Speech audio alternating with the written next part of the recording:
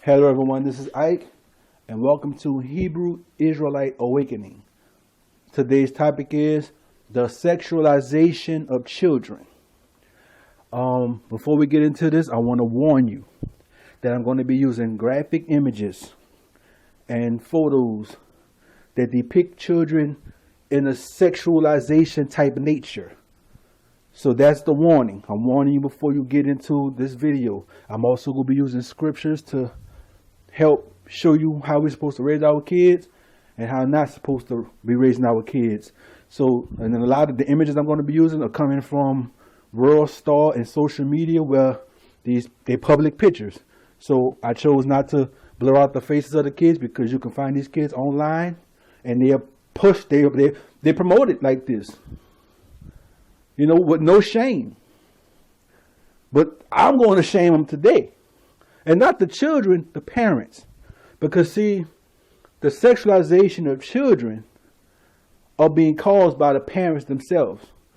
The parents are the ones who are sexualizing these children. The media are sexualizing these children. Music, everything plays a role into what's going on in society today as it relates to our kids.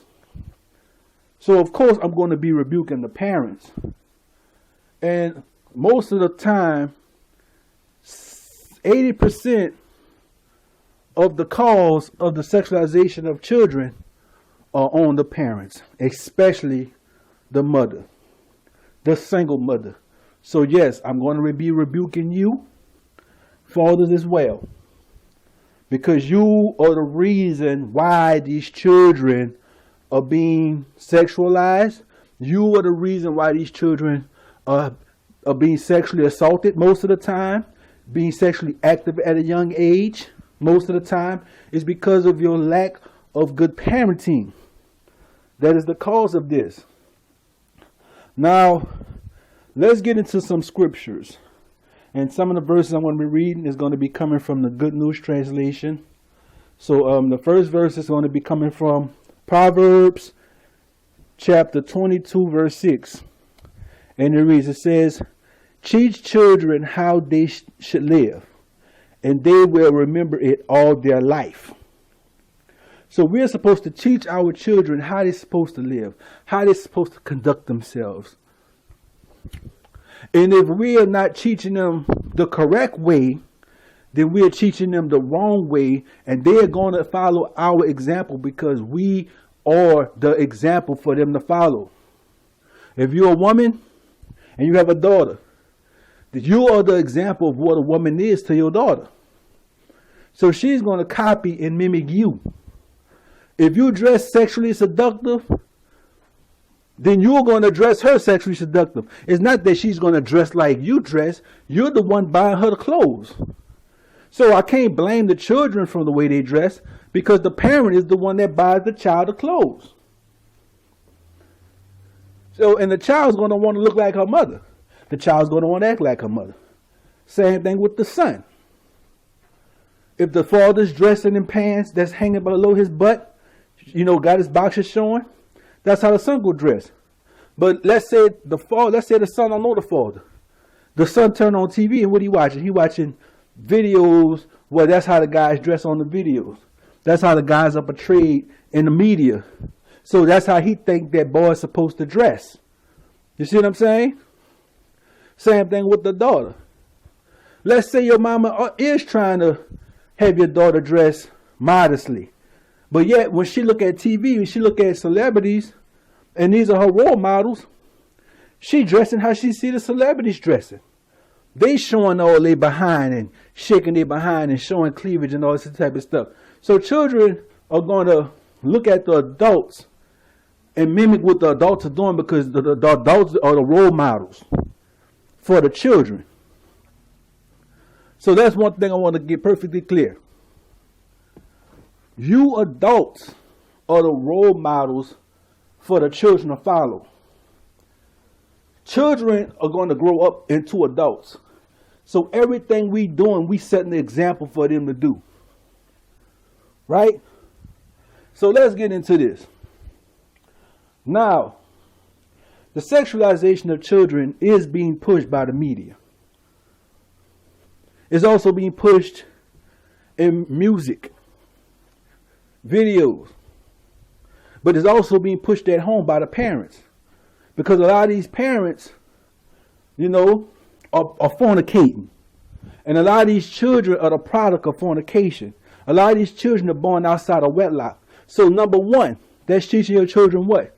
That you don't have to be married to have sex.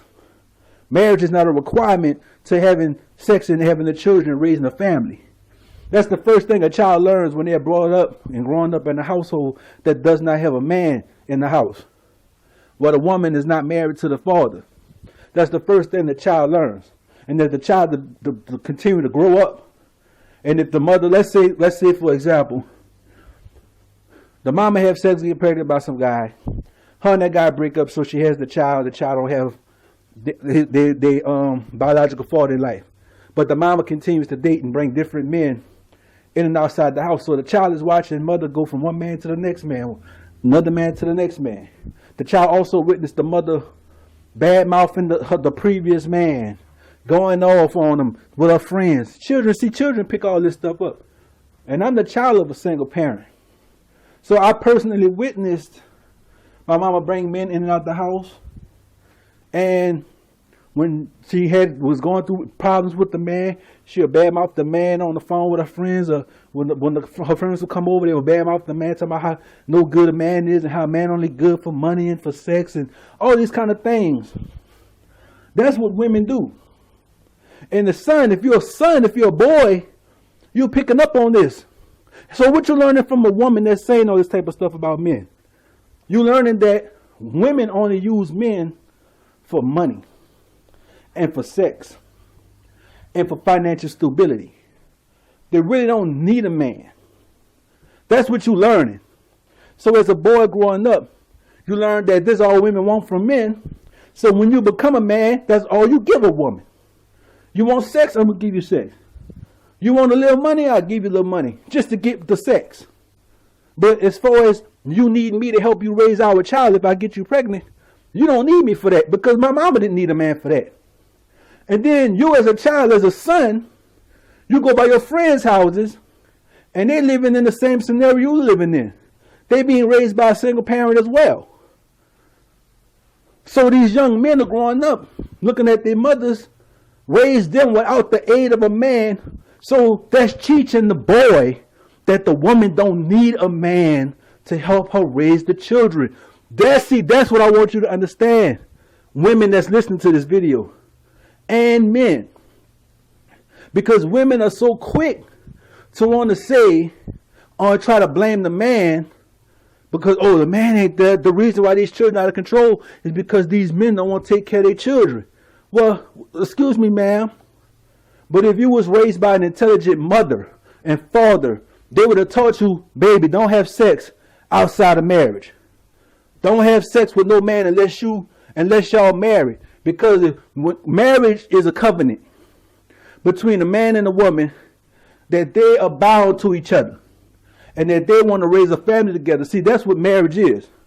When you have sex outside of marriage, you ain't in no covenant with each other that this is what y'all coming together for, to raise a child together. Y'all just having sex. Y'all just fornicating. So that man don't have a legal obligation to help you raise your child because y'all wasn't in a legal contract, which is marriage. Do you understand what I'm saying? Marriage is the contract between a woman and a man.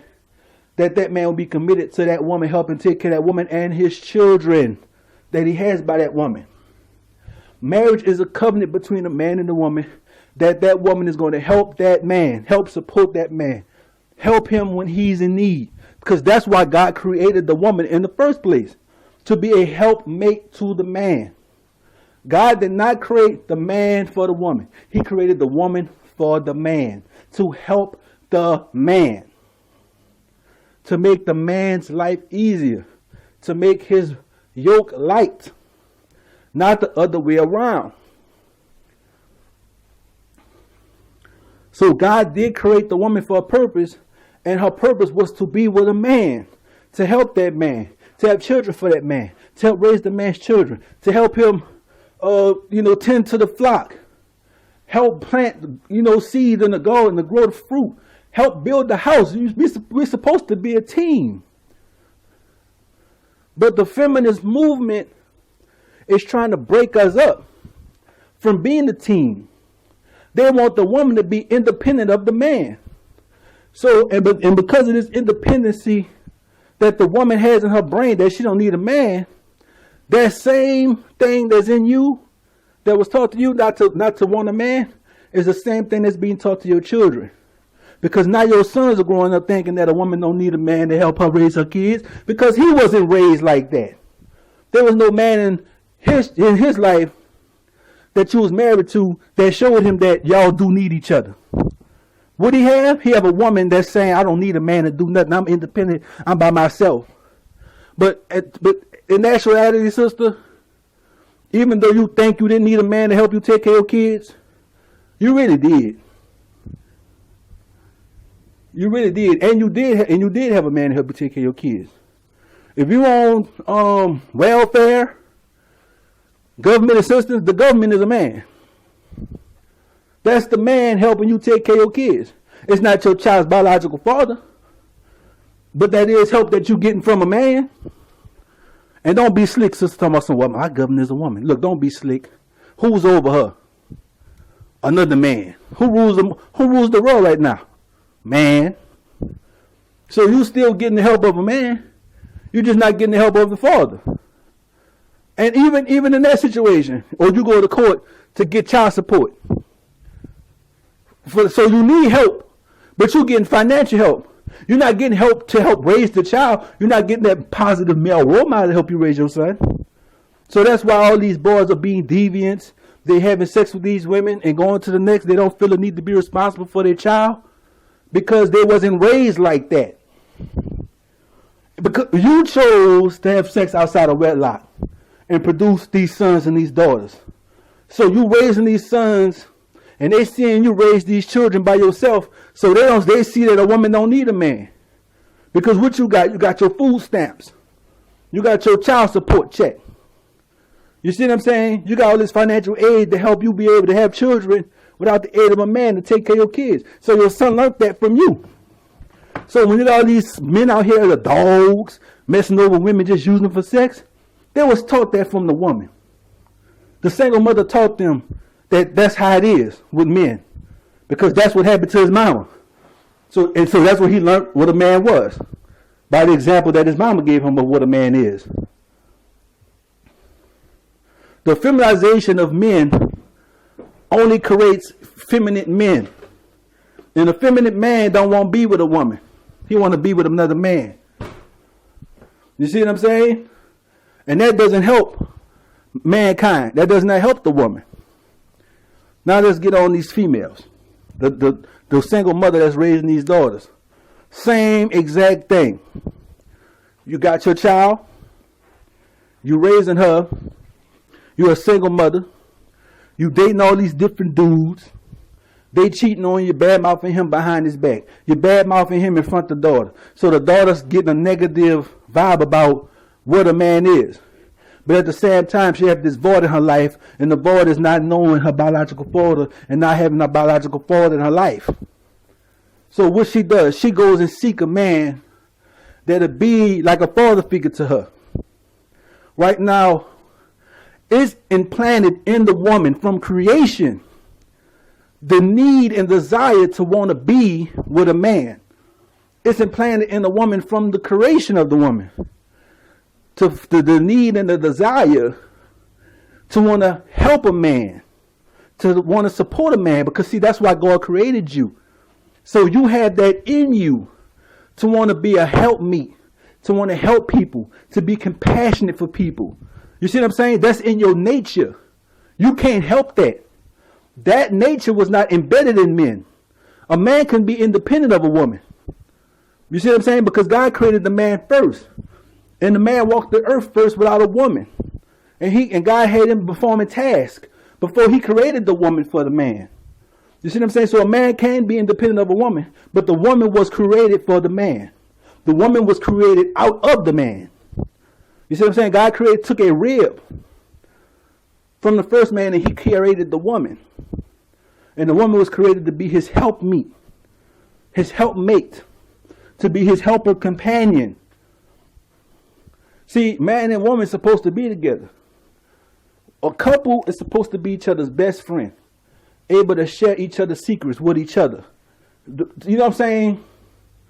Your world is supposed to be your husband and your children. That's your world. Your friends don't become before your husband. Your friends don't become before your husband. Your family don't come before your husband. Your husband comes before all of that.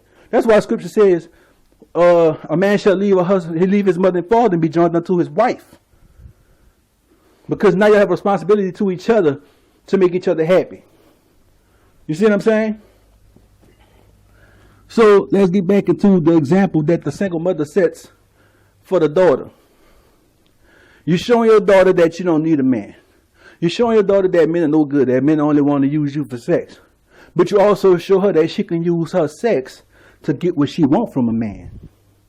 You see what I'm saying? Because you bringing men in and out the house, and they see you using men for money. They see your standard for a man is, if he ain't got a car in his own house, then I can't be with him. So you're showing her that the only reason to have a man is for financial gain. Basically, you're teaching her to be a prostitute.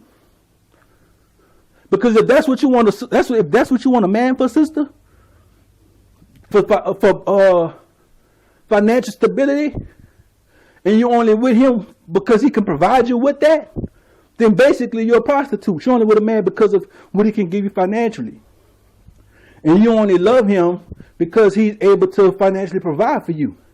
But what happens when that man can no longer financially provide for you?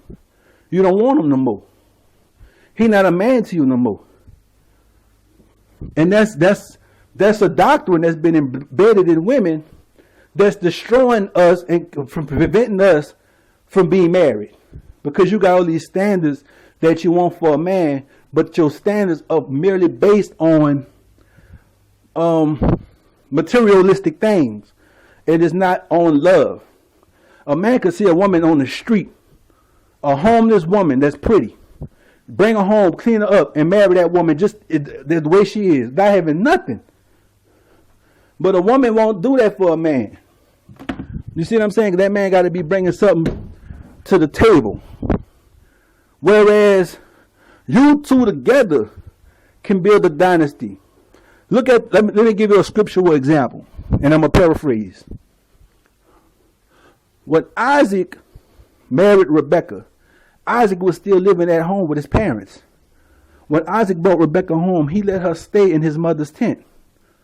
They lived in their family. See, they had a family, they had a community. And they lived amongst their family. They wasn't trying to branch off and do their own thing and get away from their parents as soon as they turned 18.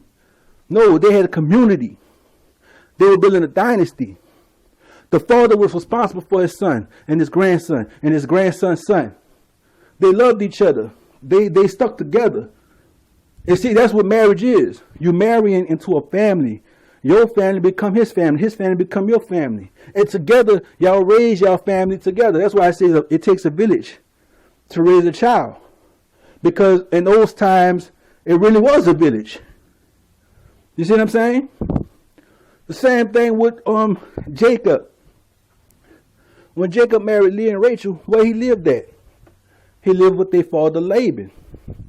He stayed with Laban for like 20-something years. He had all his children in Laban's house. Now, if he didn't have to flee from his brother Esau trying to kill him, he would have been at his mother and father's house. In his mother and father's land, helping them raise their children. Because I'm not saying they all lived in the same house, but I'm saying they all lived in the same land. Like I would have my tent would be next to my father's tent. You see what I'm saying? And my kids, when they got older, they would build their own tent. We would all live in the same community. Kind of like, let me use the Mexicans for an example. Y'all know Mexican families? They be brothers, sisters, mothers, cousins, all living in the same house. All of them got jobs. They all working to help support each other. But they buy food for everybody. When they buy a car, it's for everybody. They share.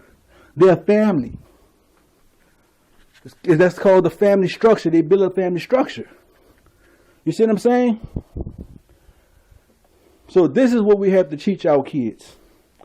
The next verse I'm going to is Proverbs chapter 6, verses 20 to 23. And I read from the Good News Translation. It says, "Son, do what your father tells you, and never neglect what your mother taught you.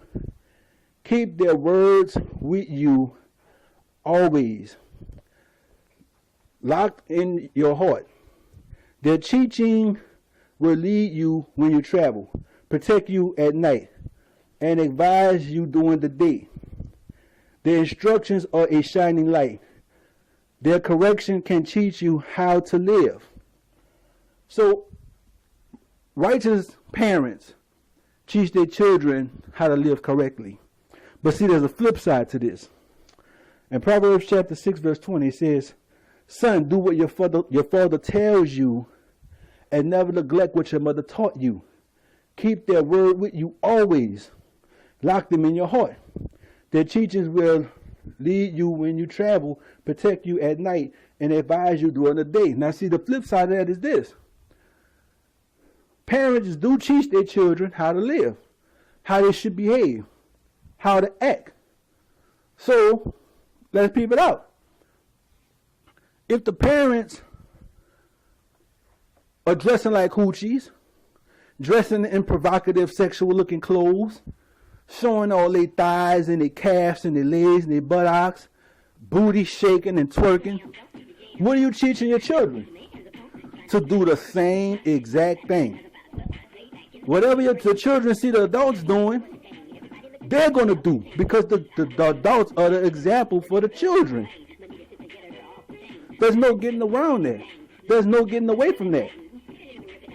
So whatever the children see the adults doing, whether it be twerking, dancing, sexual dancing, whatever, via media, via movie, via song, whatever, they're going to do. Why? Because they're children. They're learning from you. You are the example. You see what I'm saying? So whatever they see you doing, they're going to do. You being sexually active around your kids, they're going to be sexually active. Because you're exposing them to a behavior that's a part of their nature. So whenever you expose a child to sex, a sexual activity, then it's in their nature to pick that up and to do what you expose them to. That's why it's not good to show children movies with sex in it.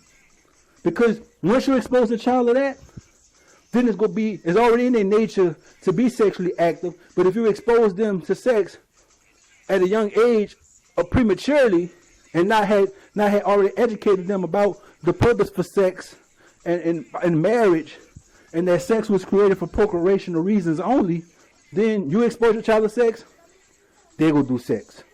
And a lot of movies that show sex in them are people who ain't even married having sex. These TV shows with couples having sex, they ain't even married half the time. So we have to be an example for our children. Let me get this verse right quick. In the King James Version, Exodus chapter 28, verse 42 and 43 reads, it says, "And thou shalt make them linen breeches to cover their nakedness. From the loins even unto the thighs they shall reach. And they shall be unto Aaron and his sons, and when they come in unto the tabernacle of the congregation, or when they come near unto the altar to minister in the holy place, that they bear not iniquity and die. It shall be a statute forever unto him and to his seed forever." Now the reason I just read Exodus chapter 28, verses 42 and 43, mainly we're going to focus on verse 42, is because the Most High is telling us what is considered nakedness to him, and how we are to cover ourselves to hide our nakedness. So it says in verse 42, and I'm in Exodus chapter 28, it says, "And thou shalt make them linen breeches to cover their nakedness. from the loins even unto the thighs, they shall reach. Now let me read that same exact verse again from the Good News Translation. It says, make linen shorts for them, reaching from the waist to the thighs, so that they will not expose themselves. So you're supposed to have your thighs covered up. If your thighs are exposed, that means that you are naked. You're exposing your nakedness. So your undergarment was supposed to be from your waist all the way down to the thighs, all the way down to the knee, because that covers the thigh. If your thigh is exposed, then you're exposing your nakedness. So you had to be covered from waist to thigh, all the way down to the knee. So to dress modestly and to not dress seductively is to wear garments that cover up the thigh. So your garment has to reach down to the knee. I prefer at the knee or below the knee. That's modest. Above the knee is immodest. Exposing the thighs, that's immodest. You're dressing sexually now because you're exposing your nakedness. So now you're dressed seductively. You see what I'm saying? Your thighs are not supposed to be exposed. Your thighs are supposed to be covered, not exposed. If your thighs are exposed, you are dressed sexually seductively. You're dressed immodestly. So your garment is supposed to go past the knee. Anything above the knee, you in dangerous territory. You in naked territory. You see what I'm saying? So you got the women that's dressing sexually seductive on purpose. They showing their thighs. They're wearing booty shorts, hoochie mama shorts, what they would call Daisy Duke shorts. You got the women dressing like that. And not only are these immodest women dressing like that, they also dress their daughters like that. So now you're dressing your daughter in a sexually seductive way. Right? And people don't even see it. You can look at a woman dressed like this and be like, oh, she dressed seductively. She dresses sexy. But then you see the child dressed the same exact way. And you, oh, that's so cute. She look cute. No, she dressed like a hoochie, just like her mama dressed. And who is she? So you got the child dressed sexually seductive too. So who is she sexually seducing? Children her own age. And pedophiles. Grown men. You got these little girls dressed like this, wearing leggings and stuff. Sure, because see, leggings also expose the thighs. Because it's skin tight. You see what I'm saying? Leggings was supposed to be an undergarment. Leggings was supposed to be like stockings. You know what I'm saying? They was something you wore under the dress to cover up your legs. They were not supposed to be worn as pants. So women wearing leggings and skin tight pants to be dressed, they dressing seductively on purpose. It's not a mistake. You know that your booty is out. You know that your vagina print is showing. You know your underwear and stuff can be seen through these leggings. You are dressing like this to sexually seduce men. And you also dressing your daughter like that. So what is she doing? She's sexually seducing these young boys and the pedophile. Because the pedophile goes after the little girl he see dressed like that because he know the mama dressed her like that and the mama sexually immoral, so he can get easy access to the children. Because a sexually immoral parent leaves their child exposed to sexual predators and immature sexual behavior.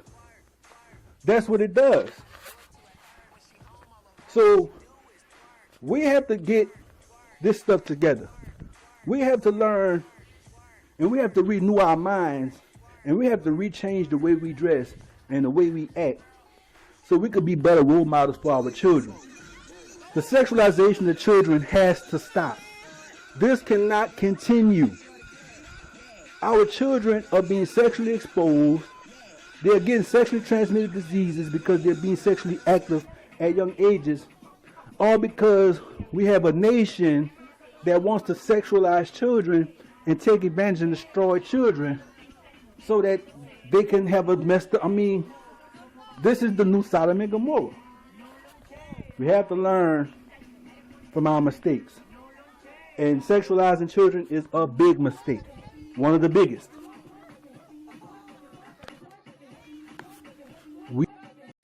as parents, we as grandparents, we as aunties and uncles, we have to set the example for our children to follow. We have to dress modestly, and we have to show them and teach them about dressing modestly. We have to teach them and show them what the sexualization of children is, what dressing sexy is, and what that means. Because to dress sexy means to attract someone in a sexual way, meaning that you want somebody to be sexually attracted to you, meaning that the attention that you're trying to get is sexual attention. Basically, to say that I'm dressed sexy or I look sexy means that basically rape me. Basically, because sexy means rape me. Pretty much, because you're attracting somebody in a sexual way. What if the person you're attracting wants sex and won't take no for an answer because he feels that you seduced him? And see, that's what's happening to these children. You got your children exposed. You got them dressed in sexual garments. You got them wearing leggings. Well, all their butt is exposed. All their thighs, their calves, their legs, their underwear. You can see everything in these leggings. And you got kids wearing these leggings. You can see through that. You got these little girls wearing booty shorts. Daisy Duke shorts. All their thighs exposed. Like the scripture says that the garment is supposed to cover from the waist to the thighs. Or if that's got to be covered as to hide your nakedness. So if you got those things exposed, that's making these little boys horny. Because they're seeing these girls' flesh. They're seeing, if I can see all the way up your legs, all the way to your waist, you damn near naked. That's like wearing underwear. You walking around in your underwear, basically. So now I'm sexually aroused because of how you dressed. Why would you want your children to be dressed in a sexually arousing way? It don't make sense. But because these parents, what they call these millennium parents, they see these celebrities dressed like this. They see children dressed like this in the media, and in these Kmart magazines and stuff. They dress their kids like this in these magazines and on TV and stuff. So they want to copy the world and have their children dressed like people of the world. But the scripture says, he who loves the world and the things of the world, he who loves the world, the love of God is not in him. You can't follow the example of how the world is. Because the world example is destroying you and your children. And bad things are happening to y'all kids. And you not being a role model and you're not being a good example to stop these things. Like I said earlier, a lot of you women that's listening to this video, you've been sexually abused as a child. You may have been molested as a child. You may have been sexually active at a young age and not knowing why. I'll tell you why. Because you were sexually exploited as a child. Your mama dressed you in booty shorts, tight clothes that sexually aroused kids your age and grown ass men. You see what I'm saying? Your mama was sexually immoral. That left you exposed to the sexual immorality of the wicked. Because your mother was exposed, you was exposed. Because your mother was sexually immoral, that exposed you to sexual immorality with people who had deviant minds and perverted intentions. We have to protect our children from these things. And one of the ways of doing that is to not dress them in a sexually seductive way.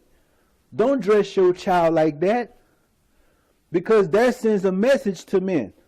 I used to be a young man, and the girl I thought about having sex with, the girl I would want to have that fornicational spirit towards, was the one that was dressed sexually seductive. The one that was wearing the high shorts. The one that was wearing the short skirt. The one that had the cleavage showing. This is how you have these little kids dressed today. And that's why they're being sexually seduced and sexually active at a young age. Your daughter at school, you got her wearing booty shorts. The little boy at the school, touching on her butt, hugging her, kissing her, talking about he want to be her boyfriend. showing her his penis, asking her to show me her vagina. Look, I used to be a kid. And a lot of you listening to this, y'all used to be kids. Y'all know what y'all used to do when y'all was younger. So don't be a fool. Don't grow up and become ignorant and naive to what goes on with y'all kids in schools and around the house. You know what happened when you was a kid. You know what type of stuff you was exposed to. You need to learn from that and make sure that your kids don't suffer through the same things you went through. Make sure your children are exposed to the same things that you was exposed to. Because the things that you was exposed to caused you and led you to be sexually promiscuous at a young age. You see some things? See what I'm saying? And other children are being exposed to these things. That's why you have to protect your children. And keep them away from other people's kids that you know are not being raised right according to the way you're raising your kids. Because other people's children are being exposed. And those exposed kids are around your kids. And they are exposing your kids to this activity. Your child could be innocent, naive, don't know nothing about sex, don't have a sexual nature or desire. Until she comes around some boy, some little boy that parents allow him to watch movies that have sex in it. And because he has seen sex in a movie, now he has a sexual active nature and want to try out the sexual things that he didn't see in a movie on your child. And your child ignorant, naive to it, so she's letting them do it because she likes them. You know, she don't know what's going on. Next thing you know, she's getting sexually assaulted. You know what I'm saying? And she won't tell you because you never taught her right from wrong, good church, bad church, what you're not supposed to do as a child and who's not supposed to do what as a child. A lot of times these children get sexually assaulted, they won't even tell their parents because their parents never taught them anything. So, let me read this verse to y'all. Sirach chapter 26, verse 10. Verse 10 through 12. It says, if you have, hold up, my bad. Sirach chapter 26, verse 10 through 12. It says, if your daughter is determined to have her own way, keep a close watch on her. If you don't, she'll take advantage of any chance she gets. If she is too self-willed, be on guard, and don't be surprised if she disappoints you. She'll spread her legs anywhere for any man who wants her, just as a thirsty traveler will drink whatever water is available. Now the reason I read that verse is this. You have to teach your children how they should behave, how they should act, and how they are to conduct themselves. You have to keep a close watch on your children. Now if you're witnessing your child being disobedient and self-willed and big, you know, at a young age, you really got to keep a watch on them then. That's why discipline starts when they're young. You have to teach children discipline when they're young. When you have a child, teach them how to, like when they start making 2, 3 years old and they get out their bed, teach them how to fix the bed. Teach them how to clean up. Give them chores to do. Make them responsible for themselves. Teach them obedience and discipline, and teach them about dressing modestly and immodestly, and teach them about sex. Look, teaching children about sex, that starts in the home. You have to teach them about sex and what sex is, and when it's an appropriate time to have sex, and about marriage and a husband and all these things. You have to teach that to them, so when they see it and are exposed to it, they've already learned from you that what they're being exposed to is not in the right order. And just because you may have made a mistake and had a child outside of wedlock, that don't mean that you deny your children the proper and correct way that how things were supposed to be done just because you messed up. Don't use your mistake as an excuse not to teach your children right from wrong so as to not expose your guilt and your shame to your kids. You have to expose your guilt and your shame to your kids so your children can learn from your mistakes. You let them know that you made a mistake, that you did things wrong, and that you apologize, and that you don't want them to have to grow up the way that you grew up, or you don't want them to have this same type of future for their kids, that you want better for them and their kids.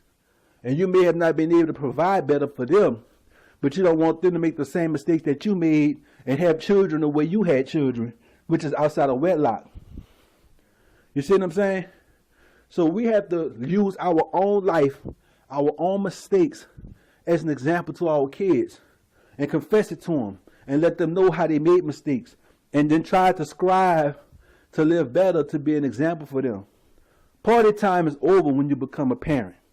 And if you're a parent right now and you have been living a party life and you decide to watch this video to see what I'm talking about, you need to get your act together. Get your life together. When you decide to make grown-up decisions, which is to have sex, because sex is really a marriage thing. That's something that married people do when they ready to have a family and start raising kids and stuff. You got to be at a mental mindset to have sex. But you kids are not being educated about sex in the proper way. So you're doing it just for the orgasm and not realizing that this produces children. And children are lives. They grow up, they become their own people. And when they look back at their life and how they was raised, they gonna realize all the mistakes that you made when they look back. And they gonna resent you for it. So I'm gonna go ahead and wrap this video up. But I just want y'all parents to realize that the sexualization of children is real, and that the sexualization of children, meaning sexualize your children, dressing them in inappropriate ways, dancing and shaking your behind around them, and always being sexually active around your kids, because see, a lot of these dance moves y'all doing, these are sexually charged dance moves. You're doing that around your daughter. You're teaching your daughters how to do these dance moves. Basically, you're teaching them that sex. You're teaching them sexually activity type moves. So when young boys see your daughter dance like that, even a grown man see your daughter dance like that, he's seeing in his mind that she's ready for sexual activity, even though she's not. Sex is only for procreation. Period. Point blank. Responsible people don't have sex unless they're ready to produce children and raise those children. People don't have sex to have children if they're not financially capable and able to support them. That's called irresponsibility. And having sex with condoms and birth control, and that's not being responsible, because what's the purpose of having sex if it's not for the procreation of children? Don't even make sense. It's not even logical. But because you wasn't taught that, you don't understand that. Why have sex if it's not for procreation? To feel intimacy? Become one flesh with somebody that you're not in love with, that you have no intention on having a future with, that you have no intention to have children with, just to feel intimacy? That's stupid. Just for basically an orgasm. Basically. You can give yourself an orgasm. Why burn in hell to fulfill the sexual desire to have an orgasm? Orgasm only lasts for like 4 seconds. Over. Burn in hell for 4 seconds. Don't make no sense. But that's going to conclude today's video. Please take heed to the things I said. Please take heed to this. If you got your children dressing sexually, if your children dress in sexy, seductive clothing, throw that stuff away. Trash that stuff. Stop dressing your kids like this, because you are setting your children up to be sexually used and sexually abused and sexually active at a young age. Because if your daughter dressed like that, she's going to get seduced, being dressed like that. If your son is dressing like that, he's going to be used and sexually abused. And if you're dressing like that, you only setting the stage for your children's destruction. So, thank you all for tuning in. This is Hebrew Israelite Awakening. Please subscribe if you have not subscribed. Please leave a comment, give a thumbs up. Until next time, peace and shalom.